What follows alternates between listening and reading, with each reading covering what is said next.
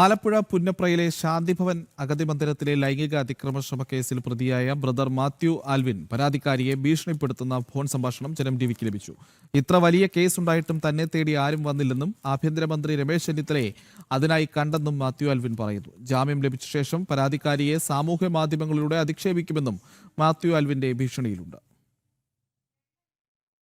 കൊലക്കുറ്റത്തിനടക്കം jail ശിക്ഷ അനുഭവിച്ചിട്ടുള്ള Mathew Alvin മാനസാന്തരപ്പെട്ട് അഗതി മന്ദിരം നടത്തുകയാണെന്ന് സമൂഹത്തെ ധരിപ്പിക്കുമ്പോഴും തന്നിലെ ഗുണ്ടായുസവും ക്രിമിനൽ ചിന്തകളും ഇന്നും മാറിയിട്ടില്ലെന്ന് വ്യക്തമാക്കുന്നതാണ് മാത്യു ആൽവിനും പരാതിക്കാരിയുമായുള്ള ഈ ഫോൺ സംഭാഷണം.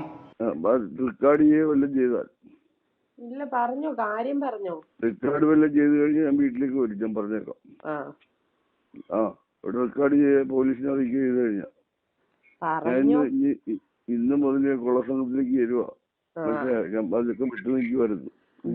ഇന്നും മുതൽ ചേരുക. എനിക്ക് വീട്ടിൽ വേണമെങ്കിൽ വീട്ടിൽ എനിക്ക് ഏത് പോലീസിന് ഞാൻ ചെന്നിത്തല വീട്ടിൽ പോയി പറഞ്ഞിട്ടുണ്ട്. ഞാൻ തിങ്കളാഴ്ച പിടി കൊടുക്കണം. ഇതിന്റെ അത്ര ആഗ്രഹിച്ചുകൊണ്ടാണ്. 5 പേരെ കൊല്ലാനുണ്ടെന്നും ആദ്യം ശാന്തിഭവനിൽ മാനേജരായിരുന്ന ശരത്തിനെ കൊലപ്പെടുത്തുമെന്നും സംഭാഷണത്തിൽ മാത്യു ആൽവിൻ ഭീഷണിപ്പെടുത്തുന്നുണ്ട്.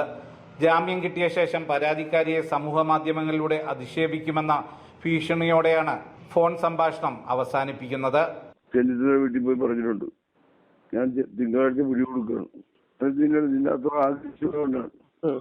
നീ രണ്ടാമത് ഞാൻ പറഞ്ഞില്ലേ, നിന്നെ എനിക്ക് ഇഷ്ടമാണ്, അതുകൊണ്ട് എനിക്ക് എങ്ങനെയാണെന്ന് ചോദിച്ചു പറഞ്ഞ് പാകതമായിട്ട് നമുക്ക് ഞാൻ അവിടെ വീഡിയോ ക്യാമറ മൊബൈലിൽ വെച്ചിട്ടുള്ളത് നിനക്കറിയാവോ? ചെന്നൈ എല്ലാവർക്കും അറിയാം. ശരി. ഞാൻ തിങ്കളാഴ്ച ജാമ്യം കിട്ടിക്കഴിഞ്ഞാൽ പലതും പറയും.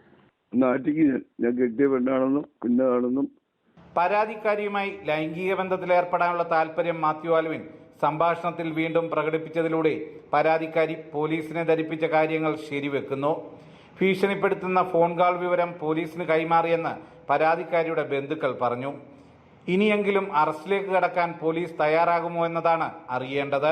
ആഭ്യന്തരമന്ത്രി രമേശ് ചെന്നിത്തലയടക്കം മാത്യു ആൽവിന്റെ സംഭാഷണത്തിലൂടെ പ്രതിക്കൂട്ടിലാണ്. സുധീഷ് ഗോപാൽ, ജനം, ആലപ്പുഴ.